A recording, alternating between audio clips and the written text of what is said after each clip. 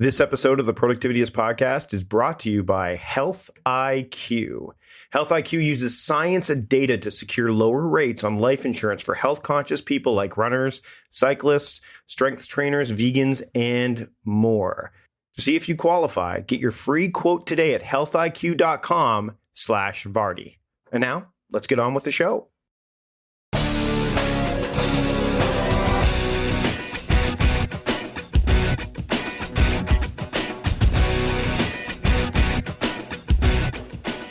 Welcome to the Productivityist podcast. I am your host, Mike Vardy, and this week on the show, Mary Lamia is on the show. And she is the author of the new book, What Motivates Getting Things Done. And it's new to me, it's probably new to you, but what's interesting is that the whole phenomenon of getting things done, the David Allen methodology, was new to her. She'd actually never read Getting Things Done by David Allen before she wrote this book. Now, Mary is a clinical psychologist and a psychoanalyst. She works with adults, adolescents, and preteens in her Kentfield, California private practice. And she's also a professor at the Wright Institute in Berkeley, California. Now, Mary really is into teaching the public about psychology of human behavior, and it's something she's been doing throughout her career, is really passionate about. We dive deep into the motivations behind getting things done. Her, kind of philosophy or ideals behind that. And it's a really fascinating conversation. Let's just get into it. Here's my conversation with Mary Lamia here on the Productivityist podcast. I'd like to welcome Mary Lamia to the Productivityist podcast. Mary, thanks for joining me today. Thank you for having me, Mike. So I've got your book here, What Motivates Getting Things Done. And the funny thing is that I've read Getting Things Done before. I've had David Allen on the show. David and I have had a few conversations, but I like the what motivates part at the front of it. And the subtitle is Procrastination, Emotions, and Success. And what I want to, before we actually get into the show here, one of the things we did was we had a little bit of a preface. I like to do that with all of my guests. And you asked me if I believed I was a procrastinator. And I said, I'm not on everything, but some things. And I mentioned that I've got my time crafting methodology that I teach. And the one thing that I haven't done, I've got the book in me, but I haven't written the book proposal. And that's what I've kind of been putting off. And you said, well, what did you say to me? I said, it doesn't seem like not writing a book proposal is procrastination. It's not truly being a deadline-driven procrastinator. So I'd like to hear why you think that is. And we'll hit the ground running right here. I analyze you on your program, Mike, but and I'm not sure that it falls into this category, but let me just say that I really separate out people who are deadline-driven procrastinators from people who fail to get something done. Now, and are you telling me you're failing to get done your proposal, mm-hmm. or are you doing something else in the meantime that's more important, like writing the book? No, it's true. That's and you mentioned this in the book right off. You actually say, you define procrastinators as people who are primarily motivated to complete tasks when their emotions are activated by an imminent deadline. They're deadline driven. And you're right, there's no deadline for me to get this book proposal done. In fact, there's no deadline for me to get the book done because there is no, it's driven by whatever I decide to do. Now, what's interesting, I guess, in that case is if I did have a deadline for that, I would be making measured progress on it consistently because that's how I operate. I have my theme every day as a theme, and I'm very good at doing that. I don't work by deadline as much. So can you talk a little bit about? Wait a minute.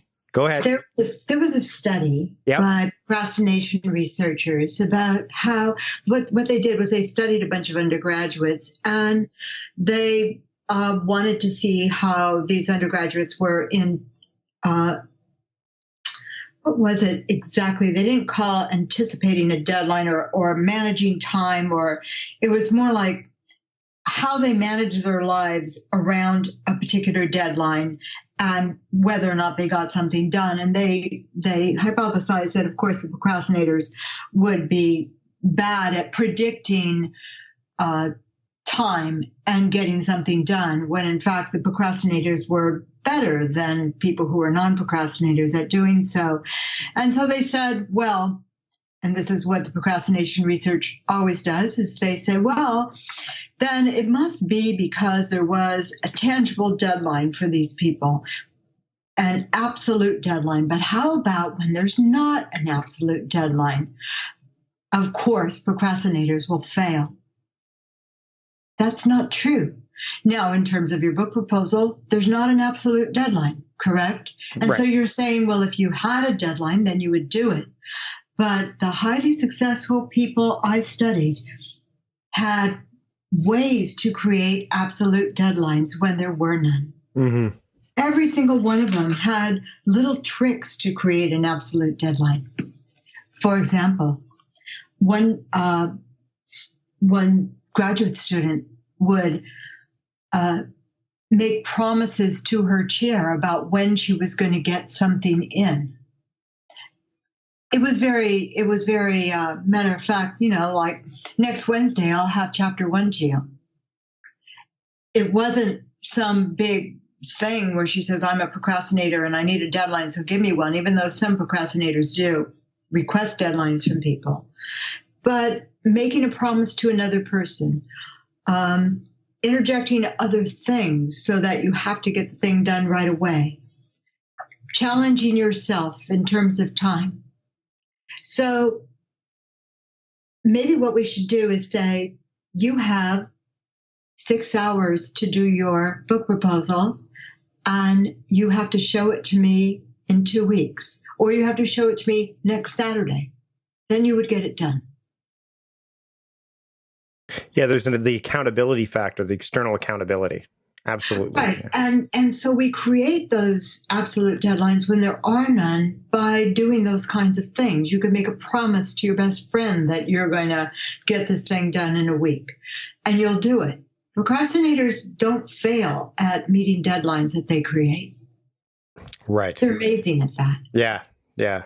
So you talk about task-driven people versus procrastinate. Like, what's interesting is that my wife also read your book. Like, we talked about it, and she would define herself more as a procrastinator. And she actually said, you're more task-driven. You, like, for example, when I theme months, that month, I have an overarching focus for that month. So, for example, this month, the focus was working on the book, which funny is the book is being worked on, but the proposal isn't. Again, That's okay. You know what? In that case, I think there's another issue here. What motivates us? What motivates us generally? Emotions motivate every single thing we do. They are a motivational system. And coupled with our cognitions, they create that system that helps us get things done. So you're writing the book rather than proposal because there's an emotion that activates you. That's interest and excitement. You're not interested and excited about writing a proposal. It must seem like just extra work for you. I mean, why not just write the book and send that in? Yeah. And you could do that. So unless you have an emotion that motivates you to do something, both positive emotion or negative emotion, you aren't going to do it. So it's okay that you're not writing that proposal. Good. So I don't have to get it to you by next Saturday, is what you're saying. No. Meal planning is important because it prevents us from being a disappointed wreck when dinner time comes around and we have no clue what to make, or even if we have the ingredients to make the meal. It's a time and a money saver, but most importantly, it frees up valuable brain space. Creating a meal plan prepares us for the week to come and gives us peace of mind that we're organized and can feed ourselves and our family. That's why I do it, and that's why Plan to Eat helps me do it. Your subscription includes access to the Plan to Eat website and fully featured mobile apps on iOS and Android. And Plan to Eat gives you the tools to clip and organize recipes from any website, the ones your family loves and that fit your dietary preferences and needs. And you can create a meal plan around your schedule. Then what happens is the Plan to Eat software automatically creates an organized shopping list based on your plan. So sign up for your free trial at plantoeat.com/timecrafting. That's plantoeat.com/timecrafting. The coupon will be automatically applied to your account and can be used when you're ready to subscribe. It's valid for new customers only. Give Plan to Eat a try today. So we're going to take a break from the podcast now to talk about our sponsor for this episode, Health IQ. Health IQ is an insurance company that helps health-conscious people like runners and vegetarians get lower rates on their life insurance. Go to healthiq.com/Vardy to support the show and get your free quote today.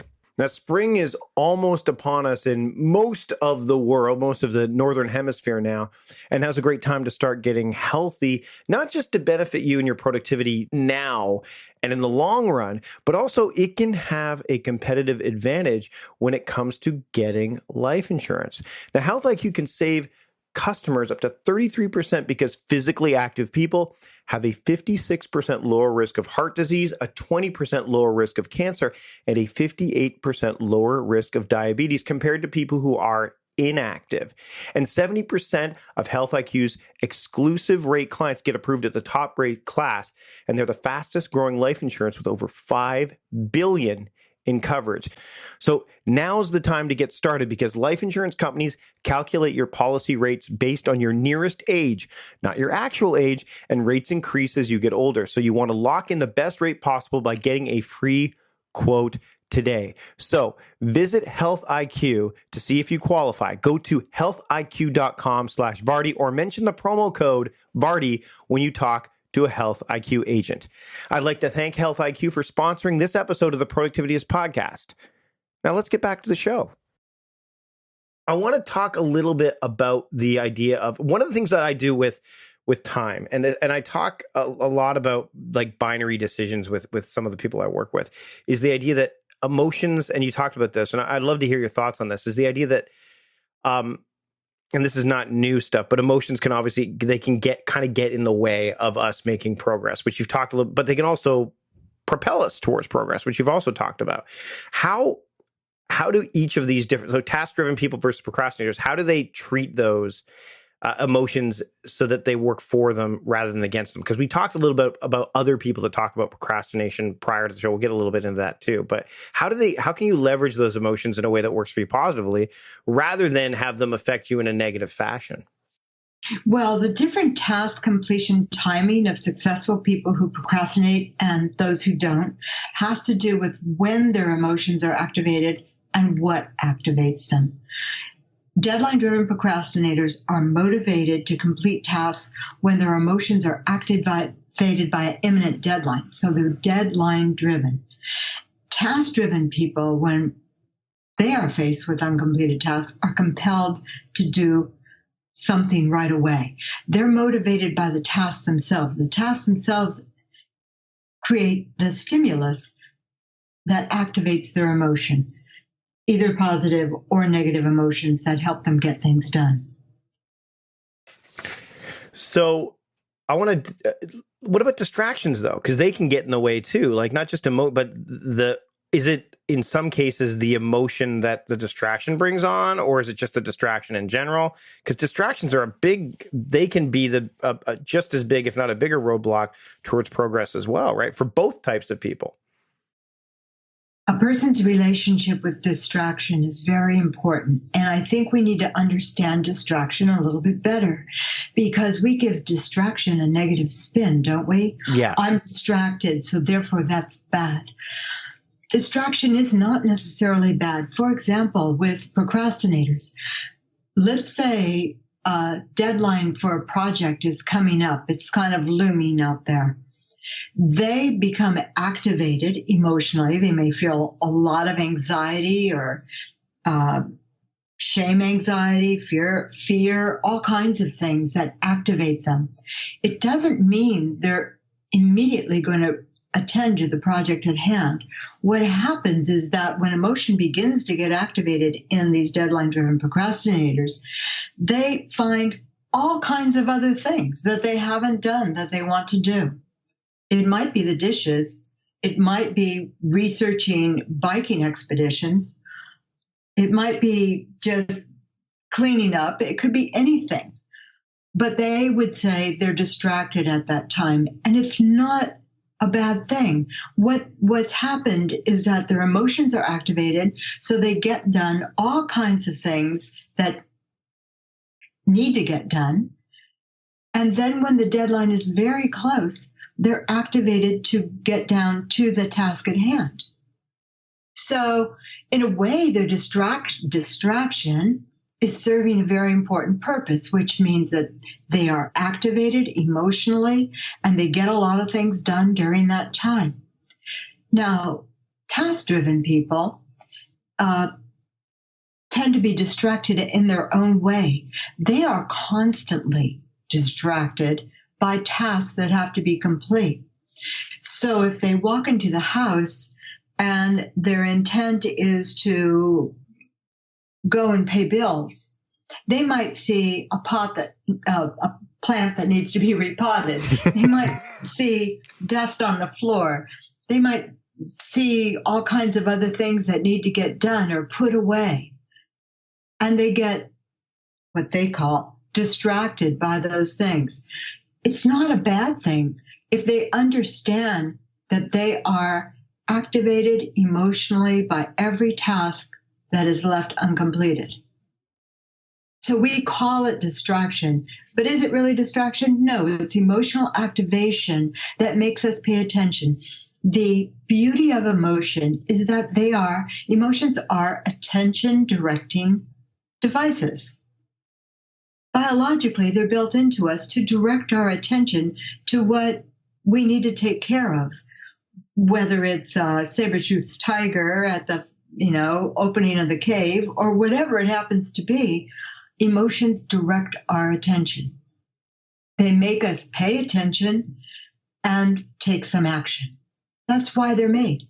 That's why we have them. Evolutionarily speaking, emotions are beautiful because they wake us up. When I talk about productivity, and I love this, by the way, because it's so, I often say that there's a difference between distractions and disruptions as well. Disruptions are distractions you can, in a manner of speaking. So you were talking about how the task-focused person walks in the house, they see the plant that needs to be potted. In my instance, I look at that and go, okay, not right now. I've set aside a time to do that, which would be Saturday, which is my household/family day. I've already chronicled it, so I use a to-do list to do that, or an app or whatever. For me, I use an app in particular. I'll capture it, get it out of my head, put it where it needs to be, assign it for that particular period of time, not a specific time, but obviously a Saturday. I don't know when on the Saturday I'll do it necessarily at that point in time, but it's out of my head and move forward. So therefore, it's no longer a distraction. You're an amazing task-driven person because what you've been able to do is put aside getting something done by scheduling it. Right.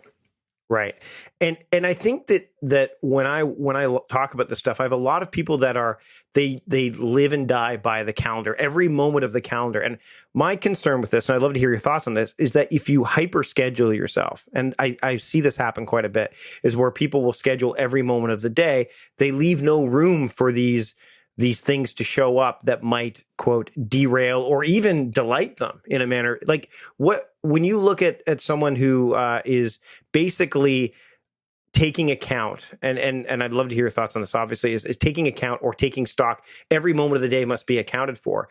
Do you find that to be do you find that to be problematic, or do you find it, depending on how they handle it, to be a blessing? Now, what you're referring to, I think, is more cognitive than emotional. Right. Yeah. And certainly cognition, which is purposeful thinking and action, is pretty critical for organizational and information processing aspects of our lives. And, it speaks to David Allen's GTD approach. Yep. And it's very purposeful. It's very, very cognitive. So emotion is actually what motivates our efforts in that regard. Even if we create all kinds of things cognitively, it's emotion that motivates us. Otherwise, you don't have the motivation to do something. You may have it all scheduled and you may feel secure in that, but you have to have some interest or excitement or anxiety or shame or fear or curiosity or something that propels you forward. Right. Otherwise, your life would be pretty boring, and it would just be a series of tasks that you're doing without any emotional energy in it, without any life. You would take the life out of it. Mm-hmm. One of the things that I focus on, and I think that a lot of people they don't take this into account either, is the level of energy that they have when they're tackling tasks or when they're tackling anything, is that they tend to work sequentially, or they tend to not, they tend to think about what can I do where I am. Again, classic getting things done context. Where am I right now? What can I do where I am right now? Or here's this project I'm supposed to work on. Let me work on this. But they don't always take account energy. How am I feeling right now? Do I have a lot of energy? Do I have very little energy? Oh, I'm so glad you mentioned that, because, even the really effective personal organizational system that GTD uses is geared toward managing stress, distraction, and anxiety. And David Allen says it's activated by ineffective organization. But it's very useful to understand what emotional states of stress or anxiety actually represent, and when they might be useful and what alleviates them. So, David Allen claims that in productive states, we're not stressed out. We have a sense of being in control, and we're focused, and time tends to disappear, etc. Why is that the case? Because when we're highly focused, we do not experience stress as distressing. The experience of feeling stressed or stressed out is similar to what we refer to as anxiety, results when the emotions of distress and fear are activated together or triggered in rapid succession. So generally, we feel distress as agitation or annoyance or tension. It's unpleasant. We say we're stressed out. But we're motivated to anticipate what's going to go wrong and try to solve the problem effectually when we feel that way. Our body is preparing us for action. The tension we feel serves us because it's directed toward action that'll alleviate the stress, like focusing on a system of certain behaviors to manage priorities, for example, like GTD does. But when you're highly, highly focused in that way, you don't necessarily feel stress. People talk about it in terms of being in the zone. Yep. There's a high associated with hyper-focused attention and getting something done in a timely way, whether you're task-driven or deadline-driven. And so I have to disagree with his notion that we want to manage stress, distraction, and anxiety as though they're bad things. What we want to do is we want to focus our stress and anxiety. And highly successful people are great at doing that. They are hyper-focused. Task-driven people, you talk to them about what they do with their stress, and they say, when I'm really activated, I get so many things done, and it almost feels like a high. Mihaly Csikszentmihalyi talks about this in Flow. The idea of when you're in, yeah. And that's always been my issue with getting things done as well, is the idea that you should be it's almost tactical and technical, where I wouldn't say it eliminates the humanism to some, but it definitely downplays it, because it eliminates the heart of what motivates us to get things done. And when you think about it, if we just take stress or anxiety, why is it that some people, when they are feeling anxious and stressed out, feel terrible, and other people are feeling like they're in the zone? Part of it is recognizing that anxiety, a negative emotion, is arousal congruent. I mean, it's the same as excitement in some way, a positive emotion. So rather than suppress what you feel or try to calm yourself down, if you could reappraise your anxiety as excitement and really focus your attention, you'll have an elevated mood and you can get a lot done and feel really good. I mean, that's when you feel like you're in the zone. We're going to end things here because I've got bonus material for the members of my community. But this book is not, here's the thing, is this book is a really good read, and it's not a lengthy one. but it's a deep one. Like it's, and I'm not going to say it's a tough read, but it's a deep one. And I suggest that anyone listening right now, you can go to Amazon, obviously pick it up. What Motivates Getting Things Done by Mary Lamia. Mary, thanks for joining me today on the show. I really appreciate it. And we've got more coming up in the bonus episode for members, but where else can people find you online other than picking up your book? They could look at my website, marylamia.com. That's MaryLamia.com. Thanks so much for joining me today. Thank you, Mike. Told you it was a fascinating conversation, and I'd really like to thank Mary for joining me on the show this week. Lots of stuff in the show notes, and I really encourage you to pick up this book, What Motivates Getting Things Done. It's really, really cool, and I love the fact, again, that she had no GTD background. Like, it wasn't something that, and what's funny is when I prepared for the interview, I had no idea that was the case.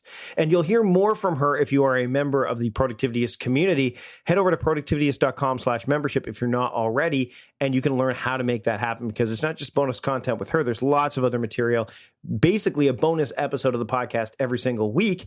And then there's other goodies that are going to be thrown in there as well. So I encourage you to check that out, productivityist.com/membership. So again, big thanks to Mary for joining me this week on the show. Again, a great conversation. Big thanks to Jim Woods and Claire, my assistant, for putting together all the show notes and doing all that stuff to make this episode ready to go in terms of what you see. But what you hear, that's all John Polstra, the producer of the show. And of course, big thanks to you for listening, for turning up week in and week out. And if you're not turning in week and week out, then you can subscribe to the show. We're on Spotify now. We're, of course, on Apple Podcasts. You can find the show pretty much anywhere that you can listen to podcasts. So again, I encourage you to subscribe and then leave a rating and or review, preferably both if you can, just so that we can help learn more about what you'd like to see happen with the show. We've had a lot of downloads to this point. We want to have a lot more, and we strive to make the show better and better every time we put an episode together. So again, thanks for listening. I will be back next week with a shiny new episode along with the rest of the gang. Until next time, I am Mike Vardy, the host of the Productivityist podcast and founder of Productivityist, reminding you to stop guessing and start going.